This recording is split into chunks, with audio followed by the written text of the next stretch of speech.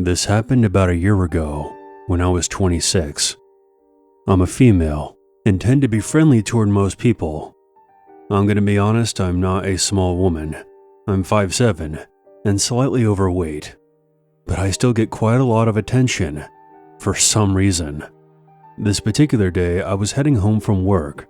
I had a job in a warehouse at the time, and I was wearing old yoga pants and a bleach-stained shirt. I had no makeup on. My hair was up, and it was summertime in South Carolina. It was hot. I basically looked as unattractive as I possibly could. I just moved into a new apartment, and I was going to build myself some shelves out of wood and cinder blocks. I decided to swing by Lowe's after work to grab some materials I needed. I got one of those large pallet carts and started collecting the things I would require. I take pride in the fact that I'm pretty strong and being able to build things, lift things, and generally just doing shit on my own. As I'm loading cinder blocks on my cart, this Lowe's employee walks up to me. I smile at him politely. He was maybe 5'11", wearing wire frame glasses, sparse stash, yellowing teeth, balding, but somehow was still physically fit. He was maybe in his 40s, although I admit I'm a bad judge of age. He offers to help me. No thank you, I've got this. Oh no, this is what they pay me for. He literally takes the cart from me and starts pushing it and begins asking me all these questions. They seem pretty standard at first. What was I building? The materials I needed? Things like that. I answer him but keep them short. I was definitely getting the vibe that he was trying to hit on me. He then starts telling me about how he's a former Marine and his time in the service, and how he stays fit and in shape, and then begins bragging about how strong he is. And I kid you not, he flexes for me. Pfft, like, who did this guy think he was? Johnny Bravo? At this point, I'm getting annoyed, but not creeped out. We get to the lumber section, and I begin to grab this board.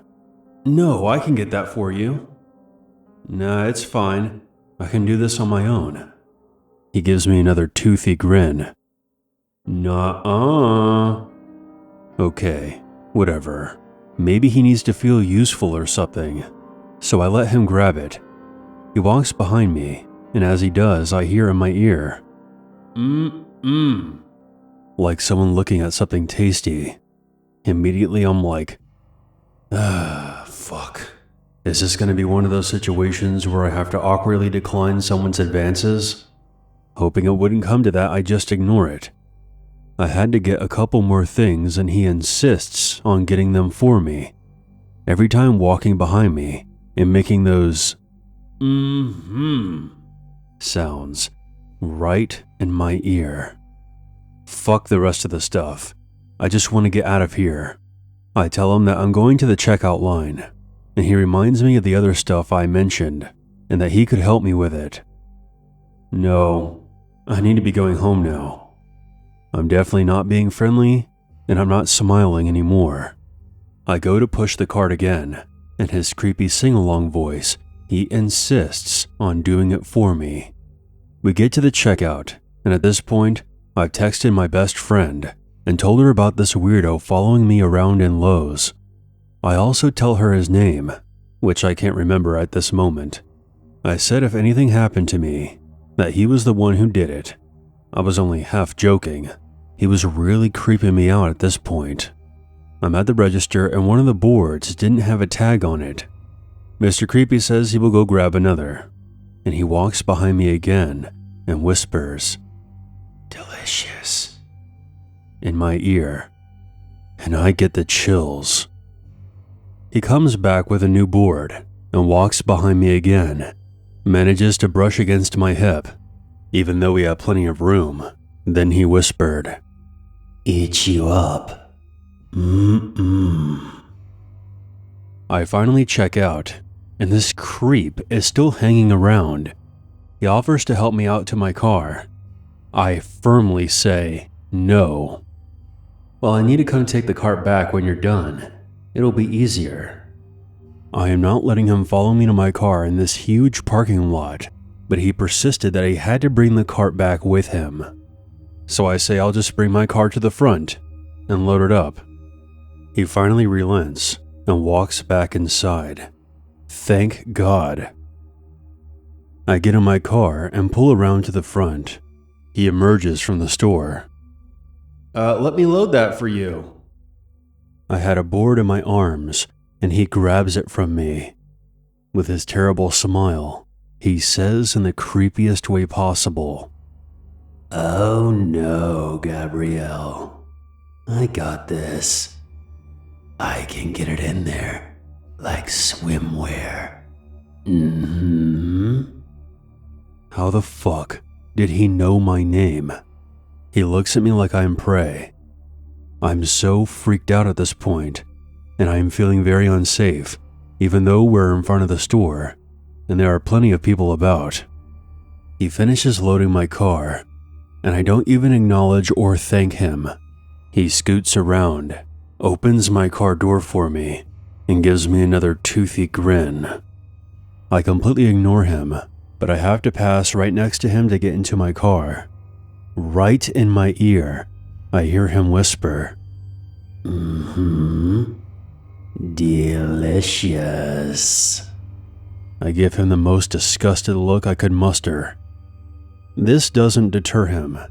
He licks his lips and winks at me again. I get in my car and lock the doors. As I put my car in drive, he taps on my window and waves. I heard him saying to drive safe back to my apartment, which he knows by name. "It was nice getting to know you, Gabrielle." I got the fuck out of there. I have never seen that man before in my life, and I have no idea how he knows my name or where I lived. I have never gone back to that Lowe's again. Every time I think about that incident, I kick myself for not reporting him.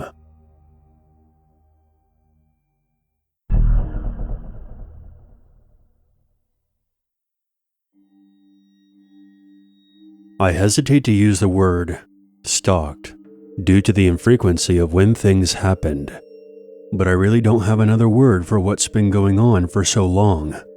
I'm a 28-year-old female from South Carolina.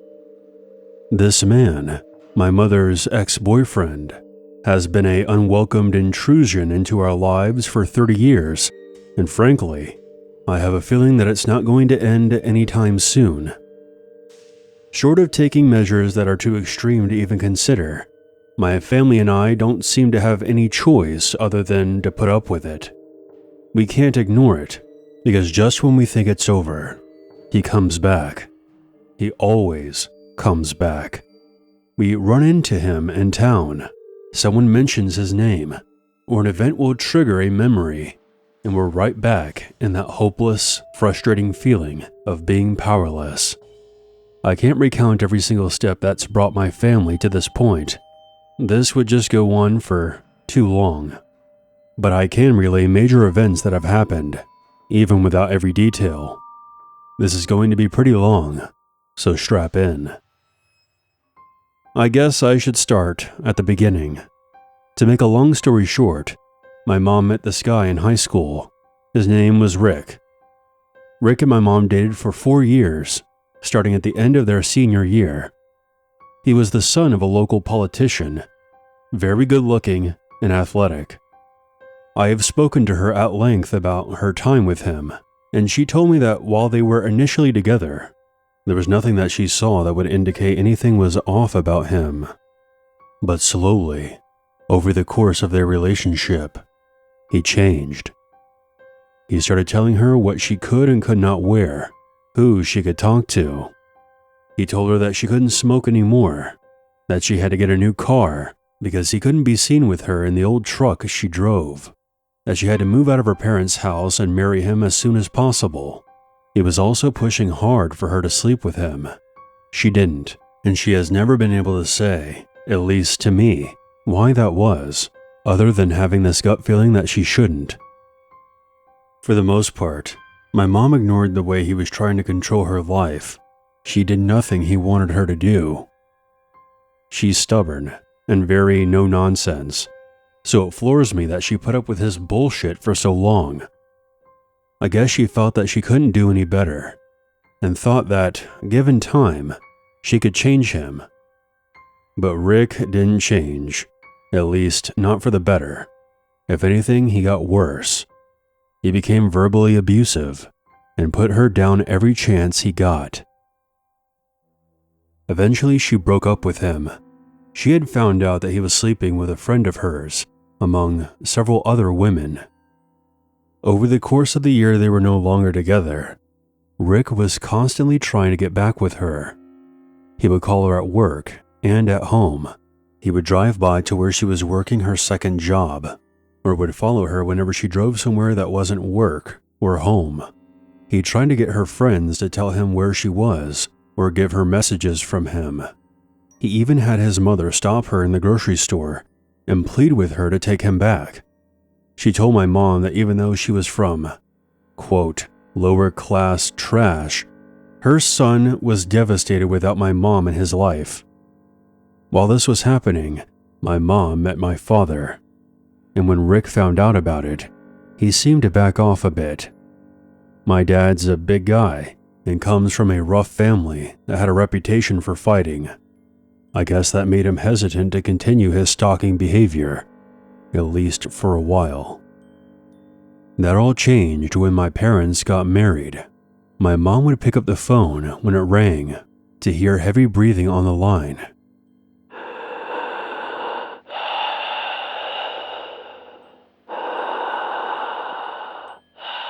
A man's voice that was clearly disguised would try to ask her questions about her marriage, or say something lewd about her or the intimate aspect of my parents' relationship. I say try because as soon as she heard the voice, she would hang up, although she wasn't always quick enough. Back then, there were no stalker laws in South Carolina, and since there wasn't any kind of physical assault, there wasn't much that the police could do. Not that they would have anyway. This all took place in a small town, population of hardly more than about 5,000, and the sheriff was real good friends with Rick's father. Suffice to say, the legal avenue was closed off to my family. My grandmothers, tired of the harassment of their children, got together at one point and cornered Rick's mom in town one afternoon. They told her point blank that if she didn't put a stop to her son's behavior, they were going to make sure the newspapers found out about the other recreational activities he had been up to, which, as you can probably guess, weren't legal. Again, the calls stopped. When my sister and I were born, all hell broke loose. Rumors started flying around that Rick was actually our father, and that my mother had been having an affair with him. Pictures of my mom with us at the store, or somewhere in town, would turn up in the mailbox, along with letters stating how much we looked like Rick. What was most disturbing is that these letters would also mention how attractive my sister and I were going to be when we grew up. When my mom showed that particular letter to my dad, he was furious. That night, he drove out to the dive bar where Rick and his friends were known to hang out. Rick wasn't there, but 3 of his buddies were. My dad demanded that they tell him where Rick was, but they refused. When my dad turned to get back into his truck, the men tried to gang up on him. As I said before, my dad is a big guy and grew up fighting. He handed them their asses. 2 broken noses, and the other one lost his front teeth. He told them to let Rick know that he would find him if anything else happened. Several years went by very quietly. We made a life as a close-knit family. But when we were around 15 and 16, things started up again. By this point, Rick had started and failed several businesses, gotten married twice, and had children of his own. With mouths to feed, he had taken a job as a manager at the local grocery store. I was at driving age by this time, and it wasn't uncommon for my mom to send my sister and I to the store while she worked. We always enjoyed this, because it gave us a chance to play our loud music, and talk out of our mom's earshot about things she really wouldn't have wanted to hear. You know, typical teenager drama. The first time we went in and Rick was working there, he easily recognized us. I look more like my mom than my sister does, whereas my sister is the spitting image of my father. Plus, it's a small town. It wasn't hard for him to figure out who we were. And when he did, he followed us through the whole store. Every time we turned down an aisle, he would be there, with the creepiest smile on his face. We had no idea who he was. We were practically babies when the pictures and letters had been sent to our mailbox. It was a topic that our parents had understandably not talked about in front of us. It wasn't until we were in our late teens that we were told the whole truth. Rick stopped us at the end of every aisle and would ask us questions, like if we knew what day our mom's birthday was, and if we liked the same things that she did, and if we got along with our father. He told us how pretty we looked and how much we resembled our mother. We brushed most of it off. We were used to being recognized by people in town that knew our parents. Most of the time they would just say things like, "Oh, I know your mom," and never introduce themselves beyond that, so this didn't strike us as weird. It was the shower of compliments about our looks and our figures that made us uncomfortable. We rushed through the store as fast as we could to get away from him and back home. We didn't say anything to our parents. Both of them are overprotective, and we didn't want to stir up any trouble. Stupid idea, I know. Boy, do I know. Because this became a weekly ritual for almost a year. Every week, we would be sent to the store for groceries, and Rick would be there, following us around. No one said anything, even though the cashiers would look at him funny as he stood in the checkout line with us, staring at us and talking non-stop. It got to the point that we would be in tears when we got outside again, but there wasn't a word said. Maybe the other people in the store were worried about being reprimanded, since he was the manager. Maybe they were afraid of him. I don't know. But when we finally did tell our parents, they were furious. Not so much with us, but about what happened to us. We stopped going to that store and started shopping at the Walmart in the next town over. My grandfather met with the store owner, and Rick lost his job. Things went quiet for a few years. Occasionally we would see him in town, and when we did, we would try to avoid him the best we could. Sometimes he would sneak up and try to talk to us. Being raised on the tradition of Southern hospitality, we couldn't just ignore him without feeling like we were committing a sin, so we tried to keep it as brief as possible. The compliments still came, bizarre and entirely unwelcomed, but neither of us knew how to handle them other than saying, thanks, before leaving quickly. Time went on, and we attended college pretty far away from our hometown, where there wouldn't be a chance of him running into us. But he was still a presence in our lives.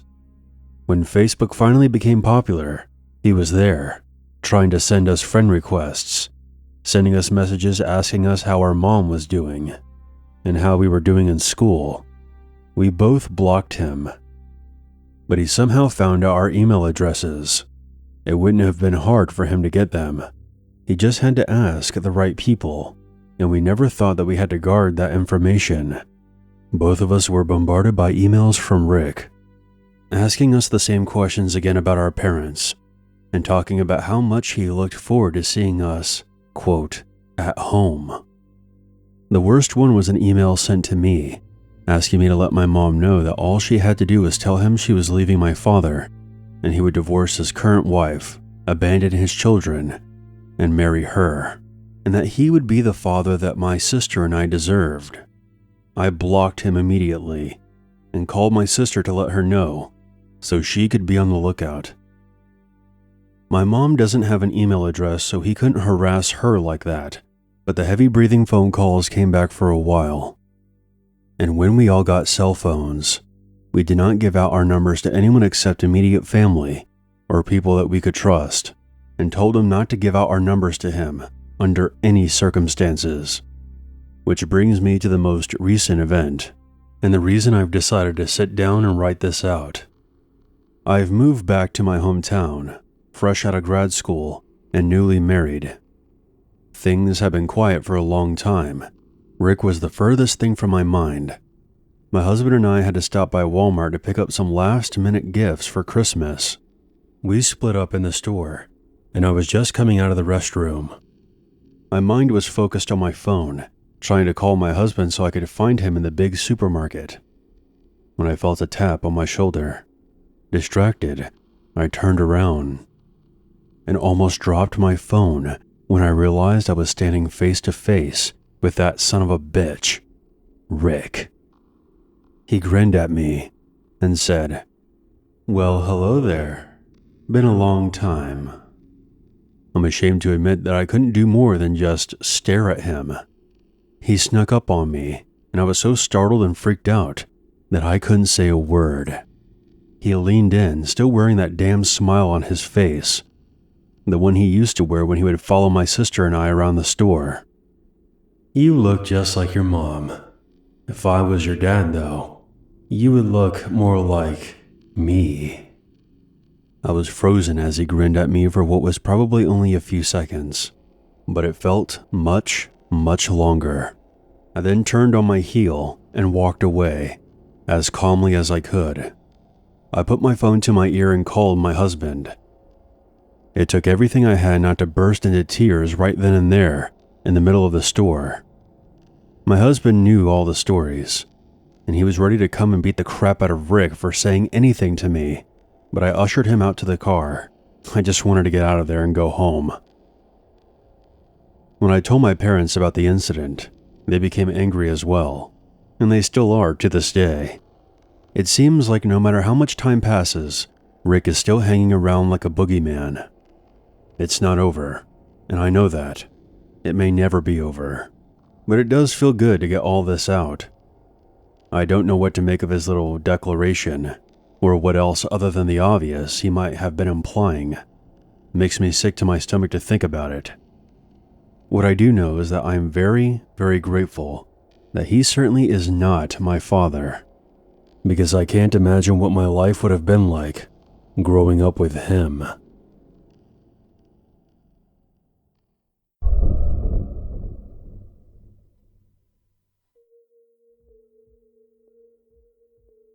This story is going to sound made up, but I swear it's true.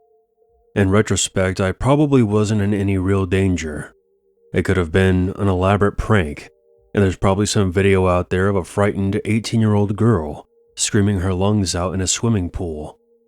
But if their aim was to scare me, well, I'd say they did too good of a job. This took place last summer, shortly after I graduated high school. I was on vacation with two of my best friends, Ashley and Randy. We were at the Disney Vacation Club on Hilton Head Island in South Carolina. I'd been to Myrtle Beach several times before, but never here, so I was very excited. Also, my favorite movies are from Disney's Renaissance era, so this was going to be special for me. Things were going well for the most part. We swam in the pool, sunbathed for a while, and even ran into some friends of ours from high school on the third day there, who just happened to be staying at the resort as well. And we ended up having some drinks, non-alcohol, and playing some shuffleboard together. It was a lot of fun. On the way back to our room, we had to pass an area where a Pluto meet and greet was happening, and we had to dodge a bunch of families on their way to get in line for that event. However, I noticed something very odd as we made our way through the crowd. There was someone who was sitting on a nearby bench. They appeared to be dressed in casual clothing, but something that stood out about them was that they were wearing a full-sized Mickey Mouse mask, one of those vintage-style ones with a pale white face and black eyes, the one that people usually see in their Disney-related nightmares. If that wasn't creepy enough, the person wearing this mask seemed to be looking right at me. I only saw this for a brief moment, because another wave of kids was rushing toward the line, and we quickly had to maneuver around the crowd to prevent being trampled to death. I did get a chance to look back at the bench one last time before we left that area for good, but in typical horror movie fashion, the masked figure had disappeared. Later that night, we headed over to the beach house a mile down the road to do some more swimming. There were more meet and greets happening all over the resort, so we figured that the beach house wouldn't be that busy. We were right, as it seemed that aside from a couple of employees, we were the only ones there. So we made the best of it. But after a while, Randy discovered that she had forgotten her contact lens case in the hotel room. She wasn't supposed to be swimming with them, and she could feel her eyes starting to dry out. Ashley said her phone was about to die as well, so they were thinking about heading back to the hotel room. We had been there for an hour already, but with no one else around, it was very relaxing. "You two go ahead. I'll take the shuttle back and text you when I'm on my way." They asked if I was sure, and I reassured them that I would be fine. I just wanted to get some laps in and enjoy having this area all to myself for just a bit longer. It was shortly after they departed that I suddenly felt uncomfortable. For those of you who have never been, the beach house is surrounded by a small forest, and I suddenly had that dreadful feeling of being watched, and I didn't have to think too hard about where someone could be hiding. I swam to the edge of the pool. There was a row of those recliners you see by poolsides. I had left my belongings on one of them. Behind the row of chairs was the railing, and beyond that, the forest. Something was drawing me to this area, and after staring into the trees for about 5 minutes, I saw something. Among the trees, I spotted that unmistakable Mickey mask staring back at me. I let out an ear-piercing scream as soon as I saw it. The figure then began power walking toward me. I quickly swam to the other side of the pool and climbed out, racing toward the exit. I looked back one last time to see that the figure had reached the perimeter railing, but was just standing there, still staring at me. I ran and grabbed an employee. I must have sounded hysterical, but I told him what was happening and that my stuff was still by the pool. After grabbing me a towel, he told me to wait and that he would go check things out. 3 minutes later, he returned with my bag. Here's your stuff. I didn't see anyone else out there, but I'll let security know about what happened." I was traumatized, and I had him call the shuttle to come pick me up. When I got back to the hotel room, I didn't say anything to Ashley or Randy. I didn't want to scare them and ruin our vacation. It was just some creepy weirdo in a mask, going around trying to scare people. However, there is one last thing about this that still gives me the fucking creeps to this day. When I got my bag back that night, I immediately checked to see if anything was missing, and everything still seemed to be there, including my wallet. But it wasn't until we were heading back home that I noticed something off about my driver's license. My picture had been defaced with a permanent marker. A pair of mouse ears was drawn on top of my head, with a crude smile over my mouth. Whoever was behind that mask has seen my license, with my full name and address on it. That is something that still keeps me up at night. It's been about a year since this happened, but I'm still afraid to look out my bedroom window at night, afraid to see that pale, soulless face staring back at me.